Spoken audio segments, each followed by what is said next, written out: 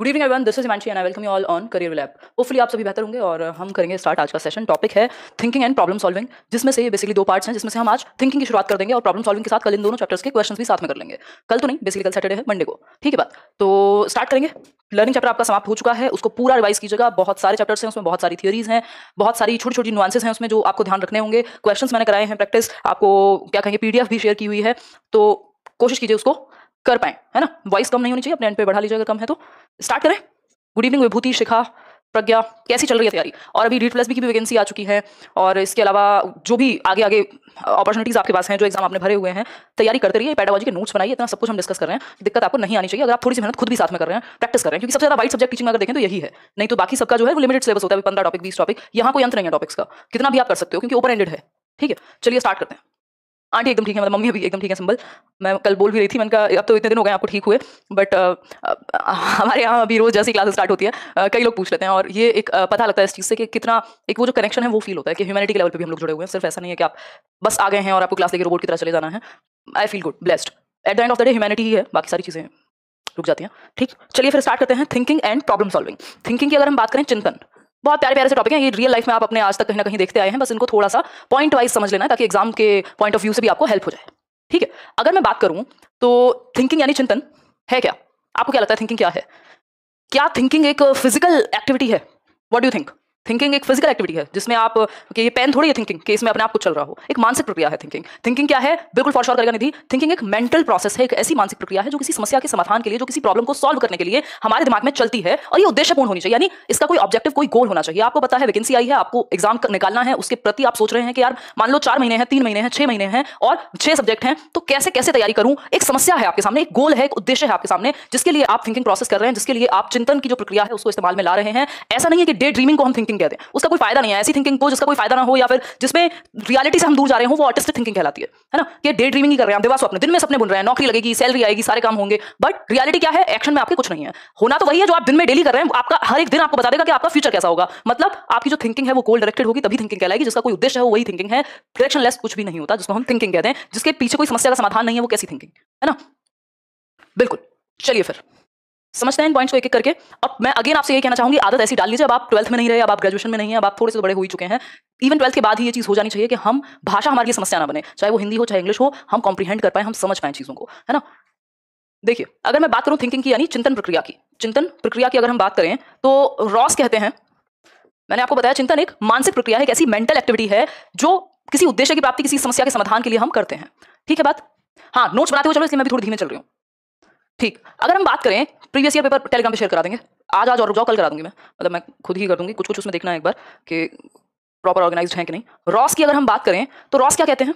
चिंतन मानसिक क्रिया का ज्ञानात्मक पहलू है, ये मन की बातों से संबंधित मानसिक प्रक्रिया है, जो आपके मन में चल रहा हो उससे रिलेटेड क्या है, एक मेंटल एक्टिविटी है। ज्ञानात्मक पहलू है किसका? नॉलेज से जुड़ा हुआ एक एस्पेक्ट है किसका?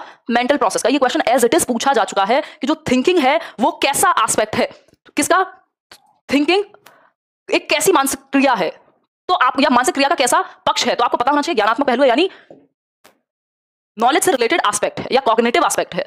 रॉस की यही डेफिनेशन अगर हम इंग्लिश में देखें तो thinking is mental activity in its cognitive aspect और menial activity with regard to psychological objects. ठीक भाई, जो भी हमारे मन की दुनिया में चल रहा है उससे रिलेटेड संज्ञानात्मक पक्ष। संज्ञानात्मक पक्ष क्या है? जिसमें आपका चिंतन, मतलब thinking, reasoning, imagination, memory, perception, जितनी भी दिमाग से संबंधित क्रियाएं हैं वो आपके ज्ञानात्मक पहलू में आती हैं, आपके कॉग्निटिव एस्पेक्ट में आती हैं। तो थिंकिंग एक ऐसी मानसिक प्रक्रिया है जो ज्ञानात्मक पहलू से जुड़ी हुई है, जो कॉग्निटिव एस्पेक्ट से जुड़ी हुई है। इस बात को हम समझेंगे, मीनियल मतलब मानसिक साइकोलॉजिकल एस्पेक्ट से जुड़ी हुई है। ठीक, तो मानसिक क्रिया का ज्ञानात्मक पहलू चिंतन कहलाएगा, ये बात भी आप याद रखेंगे। ज्ञानात्मक पहलू,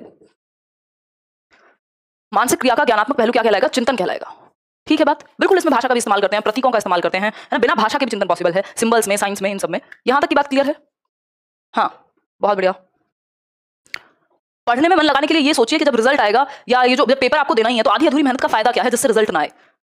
बताओ ना, क्या करोगे उस चीज का जब आपको पता है कि आपको फेल ही होना है, क्योंकि आप तो पढ़ नहीं रहे। अब यहाँ फेल होने का मतलब 33% थोड़ी है, यहाँ फेल होने का मतलब है कि आप मेरिट में नहीं आएंगे। तो फिर पॉइंट नहीं है ना ऐसी मेहनत का, जो आपको पहले से पता रिजल्ट फेल है तो मत पढ़ो, झूठ मत बोलो, खुद से बोल दो घर वालों को नहीं होगा। मनदीप, अगर आप पेडागोजी स्पेशल बैच में तो डी प्लस बी का जो सीडीपी वाला सेक्शन है वो आपका कवर हो जाएगा, कोई दिक्कत नहीं होगी उसमें। थोड़े बहुत कुछ एस्पेक्ट एक्स्ट्रा आते हैं, वो एक बार बुक में जो भी एक्स्ट्रा पेडागोजी दी हुई है। बिल्कुल सोफिया, चलिए, क्योंकि दुनिया में करने को एक चीज नहीं है। मैं तो इस बात के पक्ष में हुई नहीं कि आप सिर्फ जबरदस्ती, अगर आपके बस की नहीं है, नहीं मन करता, छोड़ दीजिए ना तैयारी। बोलिए, सच बोलिए घर में, थोड़ा 2-4 दिन बाद ठीक हो जाएगा, 2-4 दिन नहीं, 2-4 महीने में, या जब आप कुछ और करना शुरू कर देंगे। तो जब ऑप्शन नहीं है तो चुपचाप पढ़ लो यार। देखो, थिंकिंग यानी रॉस कहते हैं कि चिंतन मानसिक क्रिया का ज्ञानात्मक पहलू, एक ऐसी मेंटल एक्टिविटी है जो हमारे कॉग्निटिव एस्पेक्ट से जुड़ी हुई है, जिसमें हमारा सोचना, हमारा तर्क करना, जिसमें हमारा कल्पना करना, जिसमें हमारा, अगर हम बात करें परसेप्शन, अनुभूति करना, सारी चीजें शामिल होती हैं जो भी दिमाग से रिलेटेड है।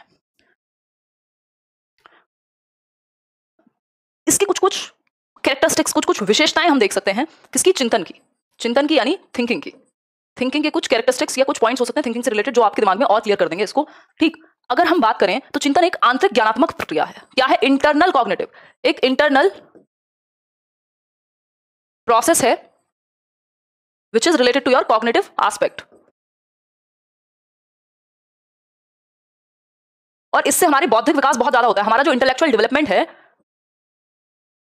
वो सबसे ज्यादा थिंकिंग से ही होगा। अब एक बात बताइए ना, जो सोचता ही नहीं है उसका दिमाग कितना डेवलप होगा? उसने तो जैसे है वैसे है, किसी ने कुछ सोचा होगा तभी तो हम दुनिया बदल पाते हैं। ये पेन आज मेरे हाथ में किस लिए है, ये बोर्ड आपके सामने है, मैं आपके साथ ऐसे जुड़ पा रही हूँ, किसी ने तो सोचा होगा ना प्रॉब्लम सॉल्व करने के बारे में। कि मान लीजिए जो देश के अच्छे अच्छे शिक्षक हैं वो निकल करके आए, जिनमें एप्टीट्यूड हो, जिनमें क्षमता हो, जिनको एक्सपीरियंस हो पाए समय के साथ, और जो एक बच्चा गांव देहात में भी बैठा हुआ है जिसके पास बहुत ज्यादा संसाधन नहीं है, जो आसपास लोकल टीचर्स कुछ कई बार फीस के नाम पे ही हमें पता भी नहीं होता और फीस बस भर रहे होते हैं, हमें पता भी नहीं होता पढ़ क्या रहे हैं। उस केस में एक पूरे देश में आप कहीं से भी किसी भी टीचर को चूज करें और पूरा इंडिया बैठ करके पढ़ पाए। ये क्या है? किसी ने तो सोचा होगा कि प्रॉब्लम है, समस्या का समाधान क्या होगा, इस पे थिंकिंग लगाई होगी। यार कैमरा का इस्तेमाल कर दें, जैसे ब्रॉडकास्ट होते हैं न्यूज चैनल्स, अगर ऐसा पढ़ाई के साथ भी होने लग जाए, है ना, तो ये क्या हुआ? थिंकिंग किसी ने की होगी। थिंकिंग से हमारा इंटेलेक्चुअल डेवलपमेंट, सॉक्रेट्स, जितने भी फिलोसोफर्स होते हैं या दार्शनिक जिनको हम कहते हैं, जितने भी साइकोलॉजिस्ट हैं, क्या सब थिंकिंग नहीं कर रहे हैं? तो जो भी इंटेलेक्चुअली बड़ा है, जो इंटेलेक्चुअली बढ़ा है आगे, जो बौद्धिक विकास हमारा होता है, वो किसकी वजह से होगा? थिंकिंग उसमें बहुत बड़ा पार्ट प्ले करेगी। अगर आप एक ऐसे व्यक्ति बन जाएं जो कुछ सोचता ही नहीं है, फिर तो आप रोबोट के जैसे हैं, या फिर तो आप एक जानवर के जैसे हैं जो सिर्फ खाता है, पीता है, सोता है और बस काम खत्म। तो थिंकिंग इज इंपॉर्टेंट किसके लिए? इंटेलेक्चुअल डेवलपमेंट के लिए, हमारे बुद्धि के विकास के लिए, हमारे इंटेलेक्ट के विकास के लिए। क्या है? जो सोचना है, जो चिंतन है, वो बहुत बड़ा प्राइम रोल प्ले करता है। अब ये चिंता नहीं है कि आप चिंता कर रहे हैं हाय रे अब कैसे होगा, चिंतन कर रहे हैं कि सॉल्यूशन क्या निकालूं इस समस्या का जो मेरे सामने है। लाइफ ऐसी तो है, हमेशा कोई ना कोई तो प्रॉब्लम होती ही है। अब कोरोना में अगर डॉक्टर बैठ के चिंता करें तो इलाज कौन करेगा? चिंतन करेंगे ना कि क्या और सॉल्यूशन हो सकता है ना। देखिए, चिंतन एक आंतरिक ज्ञानात्मक प्रक्रिया है, ज्ञान के अर्जन की या कॉग्निटिव एस्पेक्ट में नॉलेज को एकत्रित करने की, बेसिकली अपना बनाने की नॉलेज को ये कह सकते हैं। आरटी क्या बताएं एंटिटी का? चिंतन का कोई निश्चित उद्देश्य होता है, यानी एक फिक्स्ड ऑब्जेक्टिव होगा, कोई गोल होगा। ठीक है, चिंतन का एक कोई गोल होगा, कोई एम होगा, है ना। दो अलग अलग चीजें बट संबंधित हैं एक दूसरे से, तो लिख सकते हैं। ठीक है, कोई एक उद्देश्य तो हो, एक निश्चित उद्देश्य तो हो। उद्देश्य विहीन क्या है? इधर उधर भटकते रहो, सोचते रहो, जिंदगी निकाल दो सोच सोच के, जिसका कोई उद्देश्य ही नहीं है, उसका कोई पॉइंट नहीं हुआ ना। फिर उससे आप क्या प्रॉब्लम सॉल्व करोगे? भाई सोचना, एक ऐसा व्यक्ति जो सुबह शाम तक चिंता करता है, सोच तो वो भी रहा है, बट सोच क्या रहा है? कोई प्रॉब्लम है, कोई सॉल्यूशन निकाल रहा है किसी चीज का, कोई गोल है सामने, किसी देश की कोई समस्या हल कर रहा है, कोई समाज की कोई समस्या हल की है। क्या किया? दिमाग तो विचार जो है वो दिमाग में चल ही रहे हैं वैसे भी 24 घंटे, किसका शांत रहता है ना। तो चिंतन का कोई निश्चित एक फिक्स्ड गोल होना चाहिए जिसके प्रति आप चिंतन कर रहे हो, आपके पास पॉइंट्स हैं, भाई ऐसे ऐसे ऐसे इस प्रॉब्लम को सॉल्व करूंगा। ठीक है दीपिका, चिंतन में किसी समस्या का समाधान यानी किसी प्रॉब्लम को सॉल्व करना बिल्कुल क्या है? निहित है। इसमें अपने आप में निहित है किसी प्रॉब्लम का सॉल्यूशन, किसमें? चिंतन में। इतनी बात तो सभी को क्लियर होनी चाहिए मेरे ख्याल में। जी दीपिका, इतनी बात क्लियर है भाई। चिंतन की अगर हम बात करें तो प्रॉब्लम सॉल्व करना एक पॉइंट होना चाहिए इसमें। फिर है चिंतन किसी उद्देश्य या लक्ष्य की प्राप्ति की ओर अग्रसर होता है, यानी कोई ऑब्जेक्टिव, कोई लक्ष्य होना ही चाहिए जिसको आप अचीव करना चाहें अपने थिंकिंग की प्रोसेस से। मान लीजिए आप कल हमारा एक छोटा सा मीटअप होगा ऑनलाइन, अब पता नहीं कितने लोग ज्वाइन कर पाएंगे, हो सकता है 4 लोगों को मौका मिले, हो सकता है 10 लोगों को मौका मिले, मतलब वो लिंक मैं टेलीग्राम पे शेयर कर दूंगी जिसमें हम हर एक हफ्ते कुछ कुछ बात कर पाएं।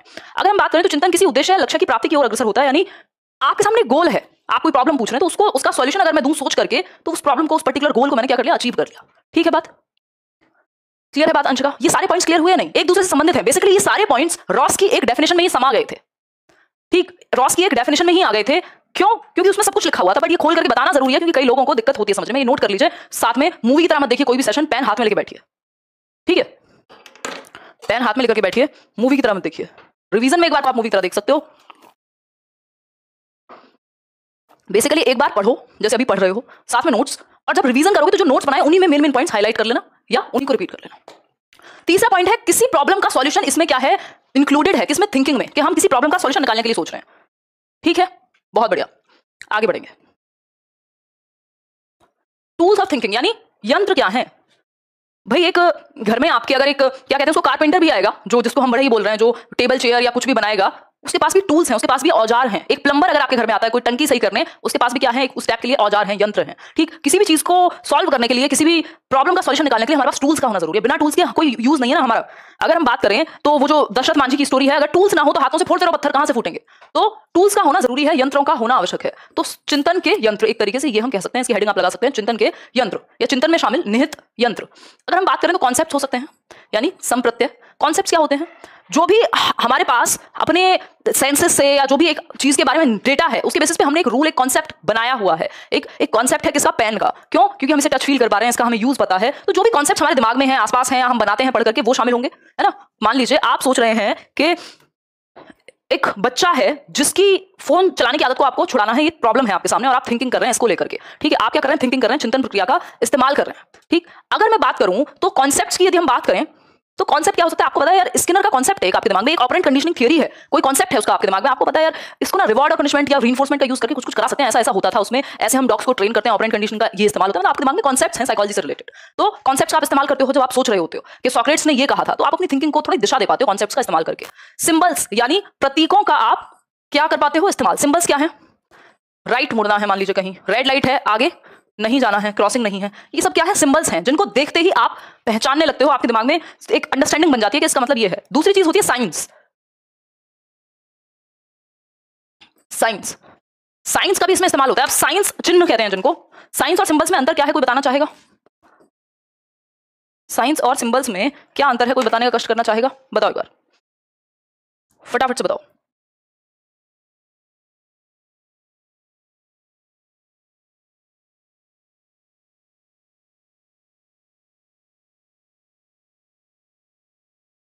प्लस माइनस साइंस है, रेखा कह रही है।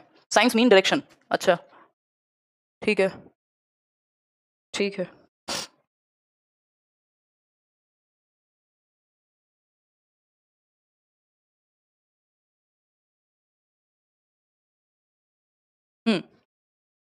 बिल्कुल, निशान कह लीजिए आप, साइन को चिन्ह कह लीजिए आप। ठीक है, निशान कह लीजिए, चिन्ह कह लीजिए। साइन क्या है? बेसिकली एक ज्यादा शैलो लेवल की बात है, ये उल्टा बता दिया मैंने यहाँ आपको। सिंबल थोड़ा सा डीपर मीनिंग रखता है।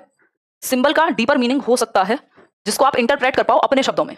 ठीक है, जैसे एक जो लाफिंग बुद्धा होता है ना, वो हंसने वाले बुद्धा होते हैं, उनको लोग सोचते हैं कि गिफ्ट में मिले तो अपने आप में बहुत ही खुशी का या क्या कहें, प्रॉस्पेरस होने का सिंबल है। ठीक, इसके अलावा अगर हम बात करें साइंस की, तो साइंस जस्ट चिन्ह है जो आपको सीधे सीधे बता दें भाई राइट जाना है, आगे रेड लाइट है। तो रेड लाइट क्या है? साइन है एक, जिसका एक सिंपल मतलब है कि आप देख करके समझ जाएं। बट सिंबल्स में आपकी खुद की इंटरप्रिटेशन, आप क्या समझते हैं किसी चीज को। ये जैसे अशोक चक्र है, वो क्या सिंबल है, उसका अपना एक मीनिंग है, उसके पीछे एक इंटरप्रिटेशन है। ठीक है, रेड लाइट का क्या मीनिंग है? बस इतना ही मीनिंग है कि आपको रुकना है, अगर लाल रंग की लाइट हो, अगर पीली है तो इंतजार करना है, ग्रीन है तो चले जाना है। इसमें क्या इंटरप्रिटेशन की जरूरत है? इट्स जस्ट सिंपल कि आपको पता है साइन क्या है, उसके हिसाब से आपको काम करना है। ठीक है, सिंबल में आपका डीपर मीनिंग हो सकता है। देखो, पिक्चर दोनों में हो सकती है, सिंबल में आपका डीपर मीनिंग छिपा हो सकता है। ठीक, जैसे एक सिंबल होता है ना, वो क्या कहते हैं उसको, कैंसर के लिए सिंबल्स होते हैं, एड्स के लिए सिंबल्स होते हैं। ठीक, तो उसका अपना एक मतलब है, उसका कई चीजों के पीछे छुपे हुए मतलब है। जिन चीजों के पीछे छिपे हुए मतलब हैं, जिनका कोई डीपर मीनिंग है, वो सिंबल्स कहलाते हैं। साइन जस्ट आपके किसी चीज को डिनोट करने के लिए हम कुछ चिन्हों का प्रयोग कर लेते हैं, वो साइंस है। हालांकि इन दोनों का डिफरेंस आपको नहीं पूछेगा, बट पता होगा तो ठीक है। तो आप सिंबल्स का भी यूज करते हो सोचने में, आप साइंस का भी यूज करते हो, आप कॉन्सेप्ट्स का भी यूज करते हो। आपने देखा होगा मूवीज में या हॉलीवुड सीरीज में, या फिर वहां पे क्या आप सिंबल्स ढूंढ रहे हैं, यहाँ से ऐसे गया होगा, ये है कोई सिंबल मिल गया, ये तो मेरी माँ की निशानी है ना। ये सब क्या है? सिंबल्स और साइंस का प्रयोग करते हो आप सोचने के लिए। इमेजेस का आप प्रयोग करते हो, यानी बिंब या पिक्चर कह लीजिए, इमेजेस का, पिक्चर्स का आप इस्तेमाल करते हो। पिक्चर्स भी अगर आपके सामने लाई जाए तो आपका दिमाग चलेगा या नहीं चलेगा? बिल्कुल चलेगा। ठीक है, इसके अलावा अगर हम बात करें कल्पना की, यानी इमेजिनेशन की, तो इमेजिनेशन क्या है? आप अपने दिमाग में कुछ भी इमेजिन कर सकते हैं, है ना। आप अपने दिमाग में कुछ भी इमेजिन कर सकते हैं, किसी भी सिचुएशन के बारे में, किसी भी व्यक्ति के बारे में, किसी भी प्रॉब्लम के सॉल्यूशन के बारे में। फिर है भाषा यानी लैंग्वेज। भाषा यानी लैंग्वेज। अगर हम बात करें लैंग्वेज की या भाषा की, तो भाषा मैं और आप यूज करें, लिख करके यूज कर सकते हैं। हम अगर बात करें तो बोल करके हम इस्तेमाल कर सकते हैं। ठीक, तो साइंस मतलब क्या कहेंगे? लैंग्वेज हो गई। इनके उचित विकास के बिना चिंतन प्रभावशाली नहीं हो सकता। ये जितनी भी चीजें हमने पढ़ी हैं, यदि ठीक से डेवलप नहीं होती तो जो आपकी थिंकिंग प्रोसेस है वो इफेक्टिव नहीं बन सकती, प्रभावी नहीं बन सकती। एक ऐसा थिंकिंग आप नहीं कर पाएंगे जो बहुत हेल्पफुल हो आपके लिए, समाज के लिए, किसी समस्या के समाधान के लिए। ठीक, तो concept, symbols, images, imagination, language, ये क्या है? ये सब टूल्स हैं, जिन टूल्स का, भाई टूल्स आपके सामने हैं, अब आप, हर एक व्यक्ति सेम तरीके से तो काम नहीं करता। इस पेन का इस्तेमाल एक बच्चा अलग तरह से करेगा, एक बड़ा व्यक्ति अलग तरह से करेगा, मैं अलग तरह से कर रही हूं, आप अलग तरह से कर रहे हैं। क्या है? टूल्स हैं। अब आप इनको कितना अच्छे से इस्तेमाल कर पाते हैं, उसी पे डिपेंड करेगा कि आपकी थिंकिंग कितनी इफेक्टिव होने वाली होगी। ठीक, तो अगर ये ठीक से डेवलप हो जाए तो आपकी थिंकिंग इफेक्टिव, बेहतर, प्रभावशाली हो सकती है, जिससे देश का भी भला हो पाए और आपका भी। ठीक है बात? अनुप्रिया जी मैं अच्छी हूं, इतनी बात क्लियर है? कॉन्सेप्ट्स, सिंबल्स, कॉन्सेप्ट्स हैं बेसिकली जो हमने किसी बेसिस पे कंक्लूजन्स निकाले हुए हैं किसी एक चीज के प्रति, हमारे दिमाग में एक डेटा बेस्ड आइडेंटिटी है। कोई कह रहा है आपने ईद भी विश नहीं किया। हैप्पी ईद भाई इंस्टाग्राम पे शेयर कर दिया था, मैं खुद से सेलिब्रेट नहीं करती हूँ तो निकल जाता है दिमाग से, है ना। आप सभी को हैप्पी ईद, जो लोग भी सेलिब्रेट करते हैं, जो नहीं भी करते हैं उनके दोस्तों को और उनको भी, है ना। अगर कोई मौका खुशी का हो तो कोई दिक्कत नहीं है। देखिए इतनी बात लिख लो फिर आगे बढ़ेंगे।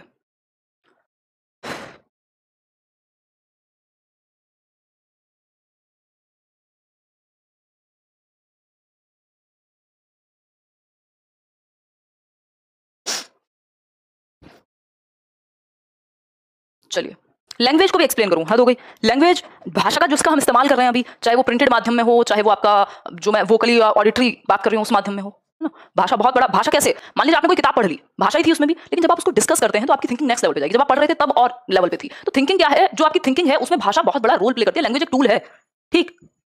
नहीं मेल तो नहीं मिला मुझे अनामिका, आगे बढ़े। इससे रिलेटेड, इन दोनों चैप्टर से रिलेटेड कल हम प्रॉब्लम सॉल्विंग करेंगे और फिर उसके बाद इस चैप्टर से रिलेटेड थिंकिंग और प्रॉब्लम सॉल्विंग को मिलाकर क्वेश्चन करेंगे, ताकि आपको पता लग जाए कि इससे क्वेश्चन आते कैसे हैं। आज तो तबीयत अच्छी है मम्मी की। टाइप्स ऑफ थिंकिंग यानी चिंतन के प्रकार, चिंतन के प्रकार, टाइप्स ऑफ थिंकिंग। अगर हम बात करें तो कई प्रकार की थिंकिंग हो सकती है, कई टाइप हो सकते हैं थिंकिंग के। क्या हो गया खुशबू, क्यों रो रहे हो भाई, है? करेंगे बात। आप वही खुशबू हैं या कोई और खुशबू है? देखिए अगर हम बात करें टाइप्स ऑफ थिंकिंग की तो चिंतन के कई प्रकार हो सकते हैं, बट जो मेन टाइप्स हैं वो यहाँ लिखे हुए हैं। प्रत्यक्षीकरण यानी कॉन्क्रीट थिंकिंग, प्रत्यक्षीकरण चिंतन यानी कॉन्क्रीट थिंकिंग। दूसरा टाइप लिखा हुआ है अमूर्त चिंतन यानी एब्स्ट्रैक्ट थिंकिंग। तीसरा टाइप है सृजनात्मक चिंतन यानी क्रिएटिव थिंकिंग। फिर है आपका तार्किक चिंतन यानी रिफ्लेक्टिव थिंकिंग। ठीक है बात। तो ये कुछ 4 मुख्य प्रकार हैं जिन पे हम बात करेंगे। फिर हम बात करेंगे आपकी कन्वर्जेंट डाइवर्जेंट थिंकिंग पे भी, इंडक्टिव डिडक्टिव मेथड पे या रीजनिंग पे भी हम बात करेंगे। ठीक है, देखिए चलते हैं। सबसे पहले बात करते हैं कॉन्क्रीट थिंकिंग पे। सबसे पहले बात करेंगे किस पे, कॉन्क्रीट थिंकिंग पे।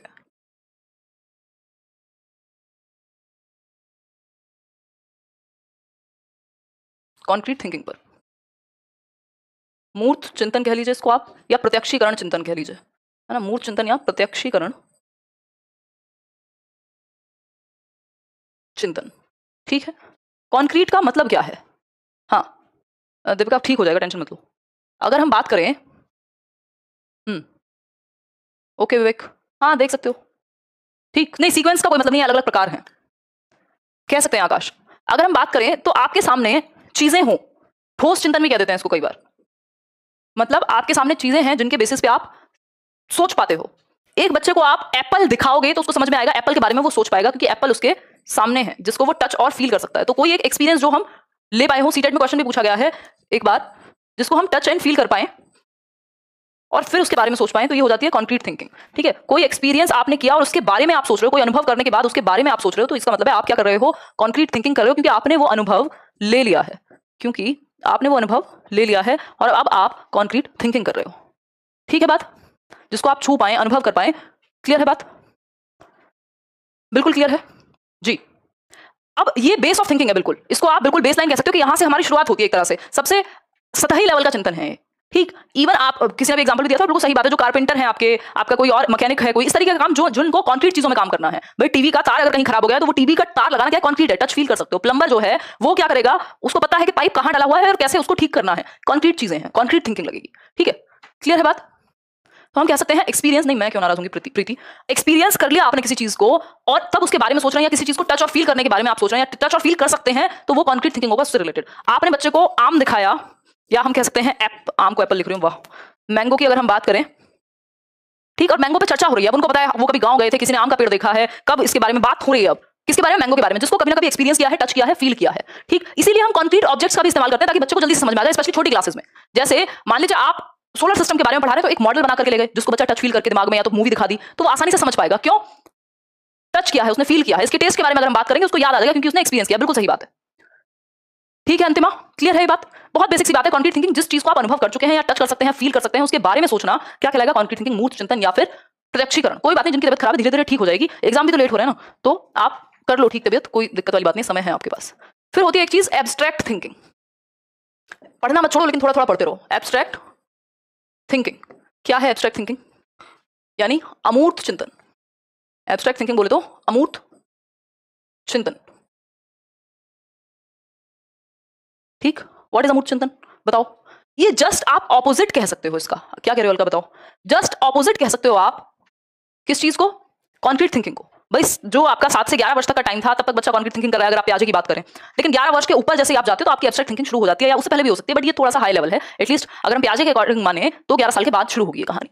अमूर्त यानी जो आइडियाज में हो, जो आपके विचारों में हो। जरूरी नहीं है जिसको आप टच और फील ही कर पाओ, जरूरी नहीं है जिसका मूर्त अनुभव, जिसका ठोस अनुभव आपने लिया हो कभी, है ना। क्या कहलाएगा? अमूर्त चिंतन। ऐसी चीज के बारे में, ऐसी समस्या के बारे में, ऐसे सॉल्यूशन के बारे में आप सोच रहे हैं जिसको टच और फील नहीं किया। कोरोना पे वैक्सीन बन रही है, क्या है, खैर वो तो रिसर्च भी होगी, बट आप अमूर्त चिंतन कर रहे हैं इस बारे में कि पहले जब कभी प्लेग हुआ था और ये हुआ था वो हुआ, बहुत सारी चीजें, लव, ऑनेस्टी, क्या चीजें, इनको आप टच कर पाओगे? नहीं कर पाओगे, बट आप चिंतन कर सकते हो। आपके आइडियाज में है, आपके हाइपोथेटिकल सिचुएशंस आप बना सकते हो कि ऐसा हुआ तो ऐसा होगा। ये सारी चीजें किसमें आ जाएंगी? अमूर्त चिंतन में आ जाएंगी। तो ये क्या है? दूसरा प्रकार है एब्स्ट्रैक्ट थिंकिंग। कॉन्क्रीट थिंकिंग, जिस चीज को आपने एक्सपीरियंस किया हो, अनुभव किया हो, वो है आपकी कॉन्क्रीट थिंकिंग। ठीक है बात। अब अमूर्त चिंतन में आप किसी एक हाँ, D+B की सैलरी के लिए एब्स्ट्रैक्ट रीजनिंग की जरूरत है, एब्स्ट्रैक्ट थिंकिंग की जरूरत है। बिल्कुल सही बात है शिवम, है ना। जो आपके सामने दिख रहा है सिलेबस, जो एग्जाम में है, और उसके बेसिस पे आप एक अमूर्त चिंतन कर रहे हो कि मेरी क्या स्ट्रेटजी होगी। इस तरह से क्वेश्चन पूछा है तो और किस तरह से पूछा जा सकता है अगली बार। आपके सामने पेपर नहीं है, बट आप डेटा के बेसिस पे सोच रहे हो कि आपकी क्या स्ट्रेटजी होगी। ये आपकी स्ट्रेटजी कोई और आपके लिए नहीं बना सकता। ठीक है, समझ पा रहे हो? तो कह सकते हैं एब्स्ट्रैक्ट थिंकिंग। लोग रिसर्च करते हैं, लोग पता नहीं क्या क्या, टेस्ला बना दी इलॉन मस्क ने, या कितनी सारी चीजें हमने बना दी। एब्स्ट्रैक्ट थिंकिंग, ऐसी चीजों के बारे में सोचा जो हमारे सामने नहीं है, बट हमारे आइडियाज में, हमारी परिकल्पना में तो हो सकते हैं, हमारी इमेजिनेशन में तो हो सकते हैं ना। ठीक है। सृजनात्मक चिंतन यानी क्रिएटिव थिंकिंग। तीसरी चीज है जिसको हम टच फील कर पाए ना कर पाए, प्रत्यक्ष अनुभव कर पाए ना कर पाए, बट हमारे आइडियाज में हो, हमारी परिकल्पना में हम हाइपोथेसाइज कर पाए, हाइपोथेसिस उसके बारे में करना है, परिकल्पना कर पाए, चाहे वो प्यार का कॉन्सेप्ट हो, नफरत का कॉन्सेप्ट हो, ये सब क्या है? अमूर्त है। बच्चों को आपने कुछ दे दिया एक प्रॉब्लम सॉल्व करने के लिए, जो उसने आज से पहले नहीं की, बट वो सोचेगा तो सही। ठीक है, उसके सामने ना हो चीजें, बट समस्या का समाधान तो करेगा वो। ठीक है, आगे बढ़े। कह सकते हो इतनी बात क्लियर हो गई या नहीं हुई, ये बताओ पहले, तभी आगे बढ़ेंगे।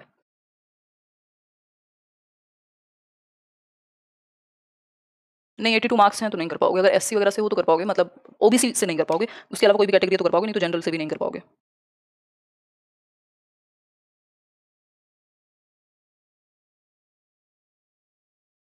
देखिए, इतनी बात क्लियर है या कहीं कंफ्यूजन है? देखिए, अगर मैं बात करूं तो फॉर एग्जांपल, एक एग्जांपल ले सकते हैं हम, किसका? मेट्रो का, मेट्रो ट्रेन का।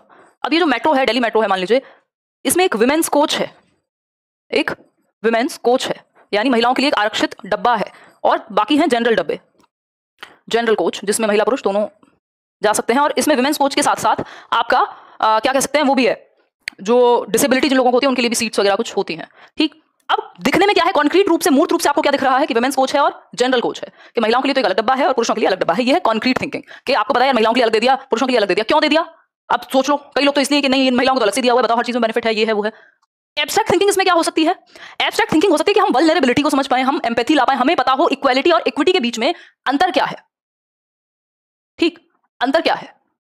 अगर हम बात करें मेट्रो की, तो ये हम समझ पाए कि जो विमेन्स कोच है वो इसलिए है कि इक्विटी की हम बात कर रहे हैं। किसकी? इक्विटी की हम बात कर रहे हैं। इक्विटी का मतलब क्या? समता। क्या मतलब हुआ इस बात का? भाई छेड़छाड़ होती थी या समस्याएं उत्पन्न होती थी, इसलिए महिलाओं के को एक स्पेशली एक डब्बा दिया गया आरक्षित करके। ये क्या है? एब्स्ट्रैक्ट थिंकिंग है। सिर्फ महिलाओं के लिए डब्बा देख करके ये सोच लेना कि इनके लिए अलग क्यों। अब ये जो क्यों का आंसर है वो एब्स्ट्रैक्ट थिंकिंग में है, ये दिख रहा है आपको, ये कॉन्क्रीट है। ठीक है, तो इक्विटी और इक्वालिटी का कॉन्सेप्ट होता है, कभी और बात करेंगे। इक्वालिटी होता है कि बराबरी का आप अधिकार दे रहे हो, इक्विटी होता है जो पहले से ही मार्जिनलाइज्ड है, या जिसको पहले से ही यहां रखा गया है, जिसके साथ शोषण हुआ है, उसको आप ऊपर ला करके तब बात करें। भाई दो लोग कॉम्पीट तो तब कर पाएंगे जब आपको ऊपर लाना पड़ेगा। इक्विटी का मतलब है जहां जरूरत हो एक व्यक्ति को ऊपर हम लाएं, उसके लिए विशेष प्रावधान करें। ठीक है, आगे बढ़ेंगे। एब्स्ट्रैक्ट थिंकिंग की हमने बात की, अब हम बात करेंगे किसकी? एब्स्ट्रैक्ट थिंकिंग की हमने बात की, अब हम बात करेंगे क्रिएटिव थिंकिंग की। इंपॉर्टेंट है, आजकल सबसे ज्यादा जो महत्व है वो क्रिएटिव थिंकिंग का है, यानी हम बच्चों में क्या कर पाए? रचनात्मक चिंतन ला पाए, कुछ नया सोचने की क्षमता उनके अंदर डेवलप कर पाए। क्रिएटिव थिंकिंग यानी रचनात्मक चिंतन। देखो, क्रिएटिव थिंकिंग सबसे ज्यादा महत्वपूर्ण है आज के समय में।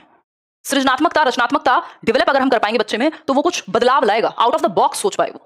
ठीक है, क्या सोच पाए? Out of the box, leak से हटके, लकीर का फकीर ना बने। ये कहावतें चलती है ना भारतवर्ष में, आपके हिंदी में आएंगी भी, आउट ऑफ द बॉक्स। ठीक है, out of the box thinking कर पाए। क्लियर है बात? या अपसारी चिंतन, या अपसारी चिंतन क्या है, इस पर भी अभी हम चर्चा करेंगे। डाइवर्जेंट थिंकिंग, अपसारी चिंतन इसको हम कह सकते हैं। देख लो यहां तक दिख पा रहा है कि नहीं, ये देखो पहले तो, हाँ देख पा रहे हो, बिल्कुल। अगर हम बात कर पाए डाइवर्जेंट थिंकिंग, इसको कई लोग लेटरल थिंकिंग से भी जोड़ देते हैं, मतलब सिर्फ सीधा रास्ता नहीं, आप हर दिशा में टेढ़ा मेढ़ा जो भी अदर तरीके हैं उनके थ्रू आप सोच पाए।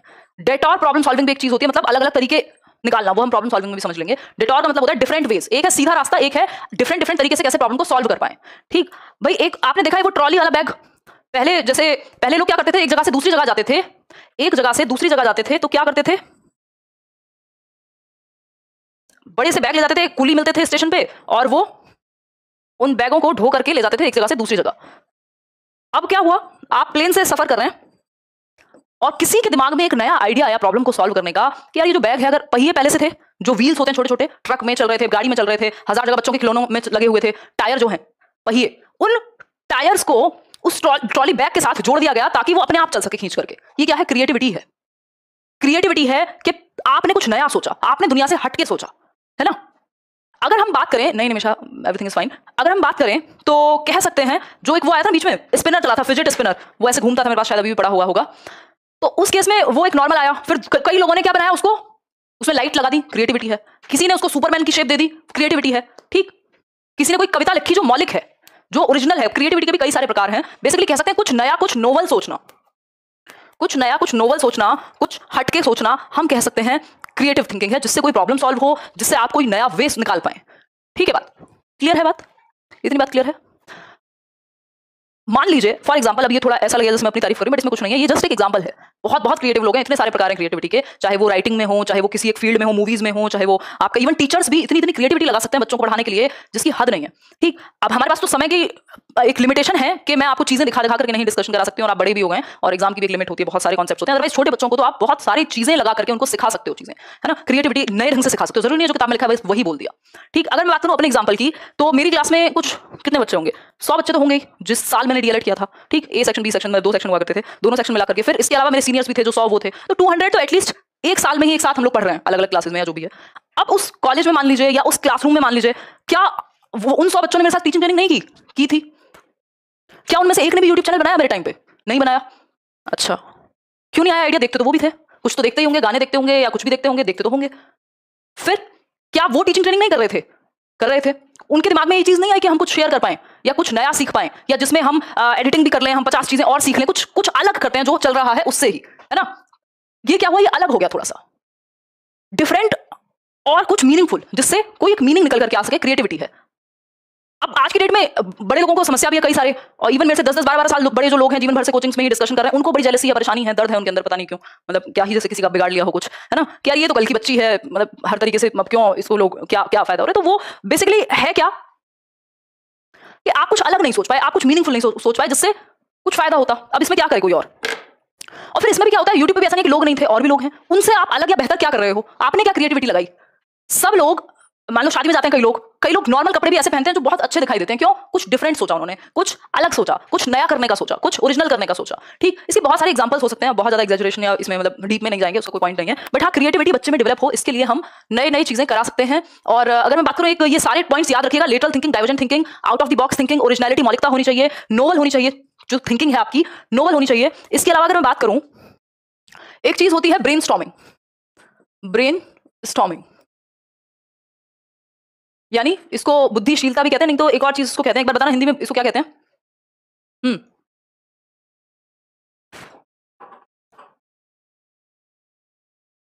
विभा पढ़ लिया आपका मैसेज? जी अवनीश।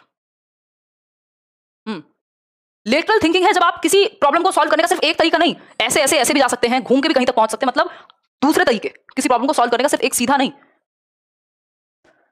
बताओ एक बार, किसी को याद नहीं आ रहा क्या ब्रेनस्टॉर्मिंग को क्या कहते थे? वैसे तो इसको बुद्धिशीलता भी कहते हैं, बट मस्तिष्क उद्वेलन एक वर्ड है, मुझे याद आ गया। ठीक है, झंझावत नहीं, मस्तिष्क कह सकते हो, वैसे हिंदी में कई सारे टर्म होते हैं। मस्तिष्क उद्वेलन, देख लेना अगर ये गलती से कुछ हो रही हो तो ये ठीक कर लेना, स्पेलिंग में मिस्टेक हो सकती है। ठीक है, चलिए अगर हम बात करें ब्रेनस्टॉर्मिंग की, तो आपने बच्चों को बिठाया ग्रुप में क्लास के अंदर और उनको कोई एक समस्या दी और उस पर सोचने के लिए कहा, थिंकिंग के लिए कहा, और रुके बिना जो भी दिमाग में आए वो अपने आइडियाज को शेयर करें। ये क्या हुआ, आइडियाज की बारिश होगी अब दिमाग में, ब्रेन क्या है, स्टॉर्म करेगा। तो आपने किसी समस्या के समाधान पे जम करके सोचने को कहा।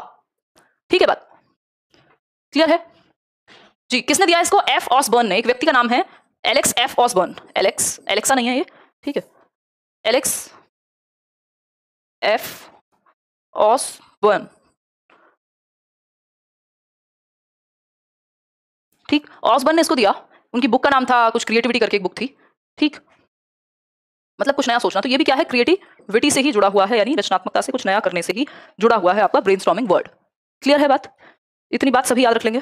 फिर नेक्स्ट टाइप की आपकी जो थिंकिंग है दैट इज तार्किक चिंतन या रिफ्लेक्टिव थिंकिंग। 7 बजे चल रही है आजकल आपकी क्लास, विचार मंथन भी कह सकते हैं, सृजन, बिल्कुल सही बात है। फोर्थ टाइप है reflective thinking. Reflective thinking, fourth type क्या है, रिफ्लेक्टिव थिंकिंग। अच्छा, एक और चीज है, कुछ विशेषताएं होती हैं, ये आप लिख लीजिए अभी यहीं आपके इसमें क्रिएटिव थिंकिंग में ही। कैरेक्टरिस्टिक्स यानी विशेषताएं किसकी, या एलिमेंट्स कह लीजिए, एलिमेंट्स किसके, क्रिएटिविटी के। तो हम कह सकते हैं 4 एलिमेंट होते हैं, FFOE, ये आप क्रिएटिविटी से जोड़ करके याद रख सकते हैं। F फॉर फ्लुएंसी, फ्लेक्सिबिलिटी जिसको लचीलापन कहेंगे, ओरिजिनलिटी यानी मौलिकता, फिर है आपकी इलेबोरेशन, इसका जो हिंदी जिसको याद आ रहा हो एक बार बताते जाना। ठीक, ओरिजिनलिटी को मौलिकता कहेंगे, मौलिकता। फ्लेक्सिबिलिटी मतलब लचीला होना। ठीक, फ्लुएंसी होता है बारंबार या बहुत सारे थॉट्स आना। इलेबोरेशन भी इसी तरीके का कुछ होता है। देखो, क्रिएटिविटी से कुछ नया करने से जुड़ा हुआ है ब्रेनस्टॉर्मिंग, कॉन्सेप्ट नहीं, क्रिएटिविटी से जुड़े हुए हैं। डाइवर्जेंट थिंकिंग जुड़ा हुआ है, अलग अलग दिशाओं में सोचना। इसके अलावा अगर हम बात करें आपका क्या कहते हैं इसको, ये ओरिजिनलिटी जुड़ी हुई है, out of the box thinking जुड़ी हुई है, लेटरल थिंकिंग जुड़ी हुई है। ये सब किससे जुड़े हुए हैं, ये क्रिएटिविटी से जुड़े हुए हैं। ये चीज आपको याद रखनी है। पूछ वाल का क्या कहते हैं? नहीं प्रीति, देखो सबको रिप्लाई करवाना बहुत मुश्किल होता है, तो कोशिश कीजिए कि टॉपिक पे हम फोकस कर पाएं। बहुत बड़ा वाइड सिलेबस है आप लोगों का, अगर ऐसे करते रहेंगे तो दिक्कत होगी आप ही को, है ना। इलेबोरेशन मतलब विस्तार करना कह सकते हो, फ्लुएंसी मतलब प्रवाह, बिल्कुल सही है जिन्होंने भी लिखा है सोफिया। ठीक, प्रवाह यानी विचारों का प्रवाह आपके दिमाग में हो, इसको क्या कहेंगे, विस्तार करना कह लीजिए। ये इसका एक और वर्ड होता है वैसे, विवेचन और समथिंग। ठीक, अगर हम बात करें तो ये क्या है, एलिमेंट्स हैं किसके, क्रिएटिविटी के। क्रिएटिविटी के एलिमेंट्स हैं यानी तत्व हैं, यानी क्रिएटिविटी में ये तत्व शामिल होंगे। कौन से? फ्लुएंसी, फ्लेक्सिबिलिटी और इलेबोरेशन। अब ये है क्या, अब ये है क्या? अलगा एग्जाम में फोकस क्यों नहीं हो रहा है ये बताओ। जो समस्या है उसका समाधान निकालो, अगर समस्या का समाधान नहीं निकल सकता तो एडजस्ट करो उसके साथ, या उसको कर लो एक्सेप्ट। अच्छा मौसम है प्राची। अगर हम बात करें तो फ्लुएंसी क्या है, बहुत सारे आइडियाज आपके दिमाग में आते हों। ऐसा थोड़ी ये सिर्फ एक मात्र आइडिया रहा होगा कि भाई यूट्यूब चैनल स्टार्ट करते हैं और सीधा बिल्कुल कि आज से ऐसे ही पढ़ाना शुरू कर देंगे। मैं तो छोटी भी थी बहुत, मैं खुद कब से वही चीजें पढ़ रही थी, या चीजें मतलब आप सीखोगे भी तो आपके दिमाग में बहुत सारे आइडियाज आएंगे, जिनमें से कुछ आइडियाज काम करेंगे। ठीक है, मैं और कुछ चीजें करती रहती थी इंटरनेट पे, बुक्स का एक बार मेरे दिमाग में कुछ आइडिया था, बहुत सारी चीजें चलती रहती हैं आपके दिमाग में, मतलब बहुत सारे आइडियाज आने चाहिए। अगर बहुत सारे आइडियाज नहीं आएंगे, जरूरत नहीं है अंजलि, मुझे मैंने छोड़ दिया था मेरे सामने, आई डिडंट ज्वाइन, क्योंकि सीट खराब करने का कोई पॉइंट नहीं है अगर आपको नहीं करनी नौकरी तो। ठीक, अगर हम बात करें पढ़ने वाले ज्यादा उम्र के थे एग्जैक्टली, तो फ्लुएंसी मतलब मल्टीपल आइडियाज। भाई एक प्रॉब्लम है आपके दिमाग में, क्या हो, आइडियाज बहुत सारे आने चाहिए, तभी तो आपको पता लगेगा कि उनमें से काम का क्या है, तो फ्लुएंसी होनी चाहिए। दूसरा फ्लेक्सिबिलिटी, लचीलापन, एक चीज काम ना करे तो आप दूसरी चीज करने के लिए तैयार हैं, आप क्या करने के लिए तैयार हैं, एक्सपेरिमेंट करने के लिए तैयार हैं। फिर है ओरिजिनलिटी यानी मौलिकता, ओरिजिनल होना चाहिए। मेरा जो स्टाइल है वो कैसे आप कॉपी कर सकते हो, किसी के एक्सपीरियंसेस कैसे कॉपी कर सकते हो, कुछ पॉइंट्स कॉपी कर सकते हो, कुछ वर्ड्स कॉपी कर सकते हो, है ना। बहुत कुछ कॉपी करके भी कई लोग बेहतर बन जाते हैं, बट ओरिजिनलिटी क्या है, मौलिकता, कुछ ओरिजिनल करना, कुछ अलग करना, कुछ ऐसा करना जो आपने ओरिजिनली सोचा हो, तिरपा ना हो कहीं से। ठीक है, बता देंगे अंजलि, मेल कर दीजिएगा। हाँ, अनुभव कॉपी नहीं होगा, एग्जैक्टली आशुतोष, वो इंटेंशन कॉपी नहीं हो सकती। फिर है इलेबोरेशन, अब आपके दिमाग में जो चीजें आ गई, मान लीजिए कोई ओरिजिनल आइडिया, अब उसको आपको इलेबोरेट करना पड़ेगा, उसका और क्या विस्तार हो सकता है, उसका जो एक आखिरी रूप क्या हो सकता है, उस पर आप सोचेंगे। ठीक है, तो हम कह सकते हैं कि ये चारों एलिमेंट्स हैं किसके, क्रिएटिविटी के। कभी भी नकल करना क्रिएटिविटी का एलिमेंट नहीं होगा, ये बात हमें ध्यान रखनी है। क्लियर है बात? अब हमने फोर्थ टाइप पढ़ा है रिफ्लेक्टिव थिंकिंग, ये लास्ट टाइप है जो हम आज पढ़ रहे हैं। इसमें और कुछ चीजें वो हम हो सकता है कल ही करेंगे, क्योंकि उनमें लगेगा समय, जैसे आपकी convergent divergent thinking, inductive deductive reasoning. Reflective thinking यानी, रिफ्लेक्टिव थिंकिंग को हम क्या कह सकते हैं हिंदी में, तार्किक चिंतन, और भी इसके कई नाम होते हैं, बट अभी के लिए हम तार्किक चिंतन ही अपनाएंगे। ठीक, तार्किक चिंतन। ठीक है बात, इतनी बात सभी को क्लियर है, या कोई समस्या है, कोई दर्द दुख बाकी है तो बताओ। ठीक, तार्किक चिंतन क्या है, ये थिंकिंग का, प्रॉब्लम सॉल्विंग का और मोटिवेशन का, आई थिंक 3 चैप्टर आपके कॉमन चलेंगे, फिर उसके बाद आपकी क्लासेस जो है नॉर्मल बैच से अलग हो जाएंगी, नॉर्मल बैच से हम कर लेंगे क्लासेस अलग। ठीक, अगर हम बात करें यहाँ रिफ्लेक्टिव या तार्किक चिंतन की, तो एक बात याद रखिएगा, यहाँ आप नॉर्मल समस्याओं के लिए इसका इस्तेमाल नहीं करते, जटिल समस्याओं के लिए। किसके लिए, जटिल समस्याओं के लिए, जटिल समस्याओं के लिए इसका इस्तेमाल किया जाता है।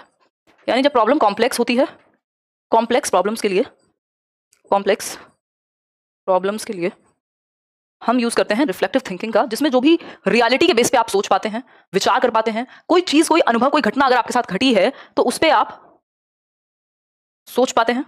ठीक, मतलब प्रकाश डाल पाते हैं। मान लीजिए आपने कोई चीज अनुभव की, अब आप उस पर प्रकाश डाल रहे हैं, आप उस पर सोच रहे हैं मुड़ करके कि ऐसा होता तो और क्या किया जा सकता था, इसका और क्या सॉल्यूशन हो सकता था, ऐसा क्यों किया होगा किसी ने किया तो, है ना, इसके पीछे रीजन क्या होगा, मैंने एग्जाम दिया उसको और कैसे बेहतर कराया जा सकता था। आप रिफ्लेक्ट कर रहे हैं, आप हर एक पक्ष से प्रकाश डाल रहे हैं ताकि कोई एक कॉम्प्लेक्स प्रॉब्लम को आप सॉल्व कर पाए। इसमें आपकी हायर लेवल मेंटल थिंकिंग लगेगी, आपका तर्क, आपकी रियलिस्टिक थिंकिंग, आपकी प्रैक्टिकल थिंकिंग, सारी चीजें लगेंगी।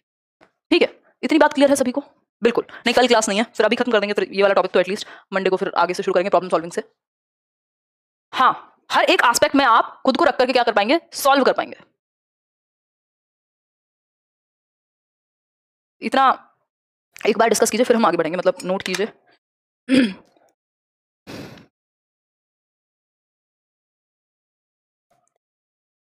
आप अपनी ही थिंकिंग का परीक्षण कर सकते हैं एक तरीके से रिफ्लेक्टिव थिंकिंग में, कि भाई कोरोना हुआ था तो मुझे क्या क्या समस्या हुई थी,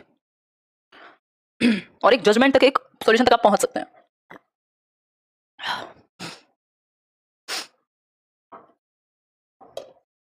प्रॉपर एनालिसिस करके और जो भी पॉसिबल चीज होगी वो सब करके।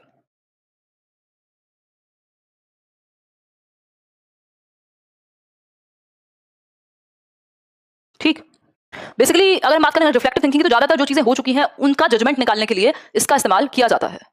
ठीक है बात। अगर हम बात करें आगे, एक चीज होती है क्रिटिकल थिंकिंग, आलोचनात्मक चिंतन। क्रिटिकल थिंकिंग ये आप एक्स्ट्रा में जान लीजिए, वैसे रिफ्लेक्टिव थिंकिंग से ही जुड़ गया क्योंकि मैंने रिफ्लेक्टिव थिंकिंग आपको बता दी, तो बहुत हद तक इनमें सिमिलरिटी होती है, बट ये अलग भी है। ठीक है, आलोचनात्मक चिंतन। ठीक है बात, क्रिटिकल थिंकिंग यानी आलोचनात्मक चिंतन। इसमें क्या है, आप किसी भी एक एस्पेक्ट को एनालाइज करते हैं, लॉजिक का प्रयोग करेंगे, बस एक्सेप्ट नहीं कर लेंगे ऐसे ही। ठीक है, उसको क्रिटिकली देखेंगे कि उसमें कमियां क्या क्या हैं और उसमें सुधार क्या किया जा सकता है। ठीक, ये सारी चीजें आपकी क्रिटिकल थिंकिंग में होती है। फैक्ट्स पे आप बात करते हैं, क्या करेंगे, फैक्ट्स पे यानी तथ्यों पे आप बात करेंगे, जस्ट एक्सेप्ट नहीं कर लेंगे चीजों को, फैक्ट्स पे आप बात करेंगे। हाँ किरण, एक्सपीरियंस हो गया है अभी 8:02। बिल्कुल, लॉजिक का आप इस्तेमाल करेंगे, क्वेश्चंस करते हैं आप बहुत सारे, मतलब आप अपनी जो क्यूरियोसिटी है, जो भी इश्यूज आपके दिमाग में है उनको क्लियर करना चाहते हैं।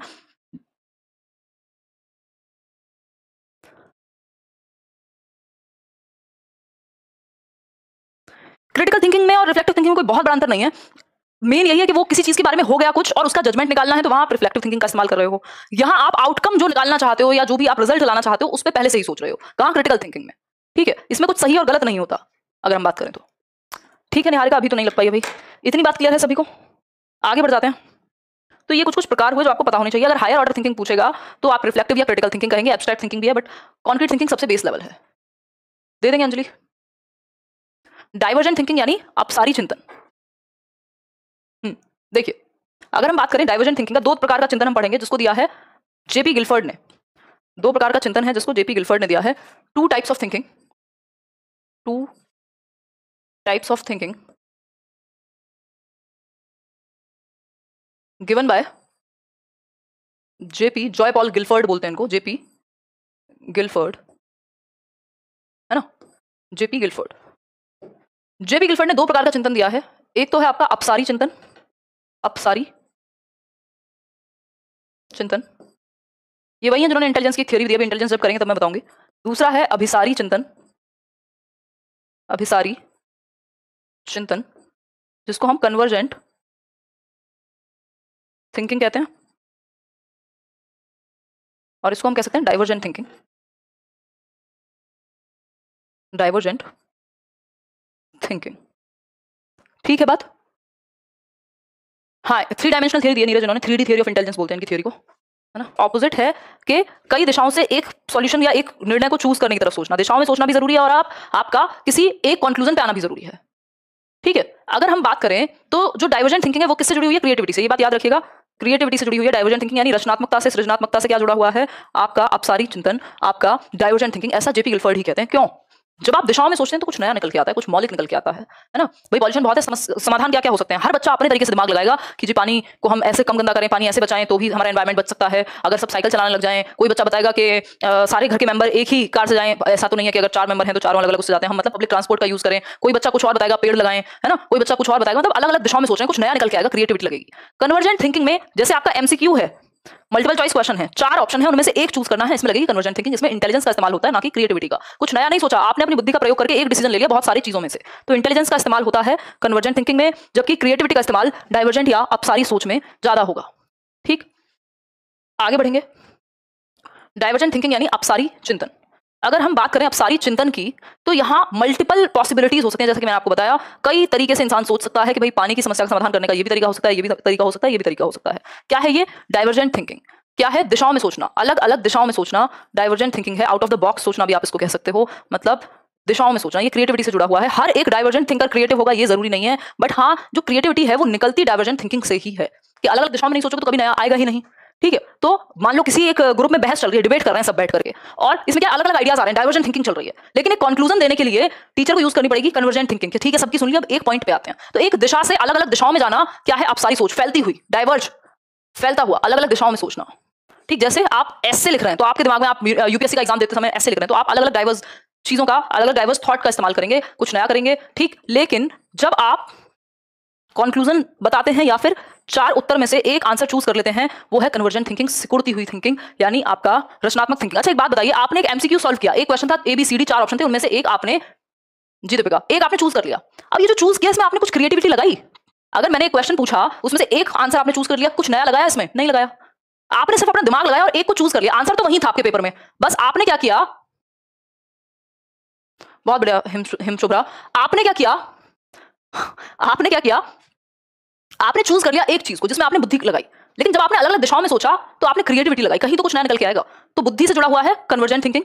देखो, जब आपको पॉसिबिलिटीज के बारे में सोचना हो कि मैं ये भी कर सकती हूँ, मैं ये भी कर सकती हूँ, मैं यूट्यूब भी कर सकती हूँ, मैं कोई बिजनेस भी कर सकती हूँ, मैं साथ में ये भी कर सकती हूँ, मैं स्टॉक मार्केट में भी इन्वेस्ट कर सकती हूँ, मैं पढ़ा भी सकती हूँ, मैं ऑफलाइन भी पढ़ा सकती हूँ, ऑनलाइन भी पढ़ा सकती हूँ, मैं किताबें भी लिख सकती हूँ, है ना, मैं यूपीएससी की तैयारी भी कर सकती हूँ, मेरे पास 10-12 साल है, मैं अगर कल को मेरा मन किया लेक्चरर बनने का तो मैं उसकी भी तैयारी कर सकती हूँ, है ना। ये सब क्या है? ये मेरे पास पॉसिबिलिटी है। मैं अपना उदाहरण आपको लेकर के बता रही हूँ। हो सकता है ऐसी आपकी लाइफ में पॉसिबिलिटीज हो कि भाई मेरी एज अभी इतनी है और मेरे हाथ में ये चीज है, मैं ये कर सकता हूँ। जैसे कई लोग प्लान बनाते हैं, भाई मुझे पहले प्राइमरी का एग्जाम देना है, या जैसे मेरे दिमाग में भी था जब मैंने शुरू नहीं की थी चीजें, फिर उसके बाद यूपीएससी कर सकते हैं या बाहर जा सकते हैं, बहुत सारी चीजें कर सकते हैं, पहले आप इंडिपेंडेंट हो जाएं। ये क्या है? पॉसिबिलिटीज हैं। लेकिन जब आप इनमें से कुछ एक चूज करेंगे, क्योंकि सिर्फ सब कुछ सोच के तो नहीं चलेगा, जब आप एक चूज करना पड़ेगा कि पहले क्या करना है। ऐसा तो नहीं आप एक चीज करने के चक्कर में दूसरी चीज को डिस्टर्ब कर देंगे। तो पहले क्या करना है? जब ये चूज करना पड़ेगा तो मुझे कन्वर्जेंट थिंकिंग लगानी पड़ेगी, कि डिसाइड करने के लिए आपको कन्वर्जेंट थिंकिंग की जरूरत पड़ती है, और अलग अलग दिशाओं में एक्सप्लोर करने के लिए आपको डाइवर्जेंट थिंकिंग यानी अपसारी चिंतन की जरूरत पड़ती है। ठीक, तो एक्सप्लोर करने के लिए पॉसिबिलिटीज को आपको क्या करनी पड़ेगी? डाइवर्जेंट थिंकिंग, अपसारी चिंतन। ठीक, लेकिन अगर आपको, देखो इसको ओपन एंडेड भी कहते हैं, ये सब सीटेट में भी पूछा जाता है, हल्के में मत लेना इसको। ओपन एंडेड यानी मुक्त उत्तर वाले कुछ प्रश्न होते हैं ना आपके एग्जाम में, जिनमें आप अपनी मर्जी से आंसर कर सकते हो, है ना। मुक्त उत्तर ऐसे टाइप हो सकता है। कुछ होते हैं क्लोज्ड एंडेड। क्लोज्ड एंडेड क्या है? Convergent thinking. तो इसको ऐसे भी याद रख लेना, ओपन एंडेड अप्रोच इसी से जुड़ी हुई है। कन्वर्जेंट थिंकिंग, कन्वर्जेंट थिंकिंग यानी अभिसारी, सिकुड़ता हुआ। बहुत सारी पॉसिबिलिटीज तो सोच लिया, अब अभी क्या करना है ये तो चूज करना पड़ेगा। तो डिसाइड करने के लिए व्हाट टू डू आपको करनी पड़ेगी कन्वर्जेंट थिंकिंग। एक चीज चूज करने के लिए, चूज करने या किसी एक डिसीजन को लेने के लिए अभिसारी या कन्वर्जेंट थिंकिंग का इस्तेमाल करेंगे। अभिसारी सोच का प्रयोग किया जाएगा या प्रयोग में लाते हैं। जल्दीबाजी में मत पढ़िए कभी भी, कोशिश कीजिए धीरे धीरे समझें चीजों को, एक एक पॉइंट को समझें।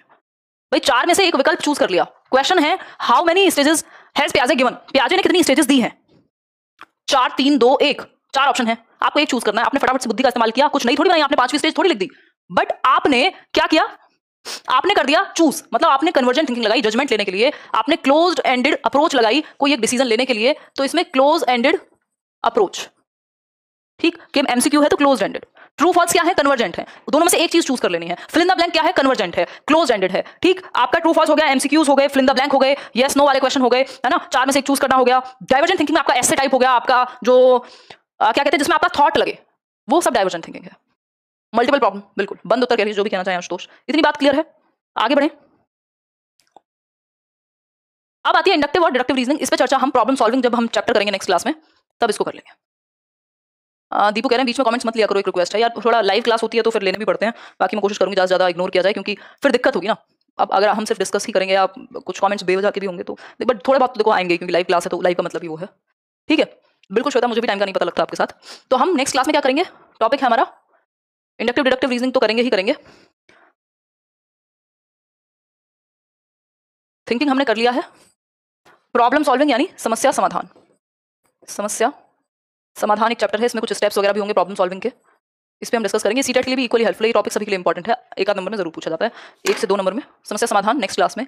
मोनिका कह रही है जेन्युइन ही पूछते हैं, उसका भी आंसर नहीं आता। देखो ये एक समझने की बात है, जब इतने सारे हजारों लोग होते हैं ना, तो कई बार मेरी तो नजर पड़ने की बात है, हो सकता है आपने कोई अच्छा क्वेश्चन पूछा हो, मैं यहाँ कोई चीज एक्सप्लेन कर रही हूँ, कोई बोर्ड पे लिख रही हूँ, नहीं ध्यान जाएगा।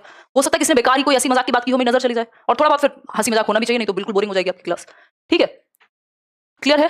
दिशा पेडागोजी स्पेशल में हैं आप जी। चलिए देखिए, अगर हम बात करें, देखो रिफ्लेक्टिव थिंकिंग है, जब कुछ हो गया आपको उसके बारे में क्या है, एक जजमेंट लेना है, उस पर विचार करना है, उस पर प्रकाश डालना है। ठीक, क्रिटिकल थिंकिंग में आप अलग अलग तरह से सोच रहे हो और एक कंक्लूजन या फिर एक आउटकम तक पहुंचने की कोशिश कर रहे हो कि उसके नेगेटिव पॉइंट्स क्या हो सकते हैं, उसमें फैक्ट्स क्या क्या हैं, ये सब बातें। दोनों में बहुत कम अंतर है, जुड़े हुए हैं दोनों आपस में। बस आपको पता होना चाहिए, अगर दोनों पेपर में दोनों एक साथ नहीं आते हैं, लेकिन आलोचना वर्ड आ जाए तो आप क्रिटिकल के साथ चले जाना, बाकी रिफ्लेक्टिव अगर प्रकाश डालने की बात आ जाए तो आप रिफ्लेक्टिव के साथ जा सकते हो। दोनों ऑप्शन में नहीं होंगे, दोनों में से कोई एक ही होगा, क्योंकि बहुत सारी चीजें कॉमन है दोनों ही में। ठीक है, रिसर्च वर्क में एब्स्ट्रैक्ट थिंकिंग लगाता है इंसान। ब्रेनस्टॉर्मिंग है, ग्रुप में बिठा दिया बच्चों को और किसी समस्या पे सोचने के लिए कहा गया। चलिए फिर ध्यान रखिए, बहुत बढ़िया रुचिका, कल नहीं मंडे मिलेंगे, इतने आप अलका क्या कर लीजिए, रिवीजन। ठीक, आप सभी कर लीजिए। चलिए टेक केयर, मंडे मिलेंगे 7 बजे, बाय बाय। डेफिनेशन रटो मत, समझ लो, और सारी तो बिल्कुल जरूरत नहीं याद करने की, पहले टॉपिक वाइज कंप्लीट करो, जो समझने वाले टॉपिक्स हैं, डेफिनेशन सारी कोई भी नहीं याद रख सकता। चलिए अगली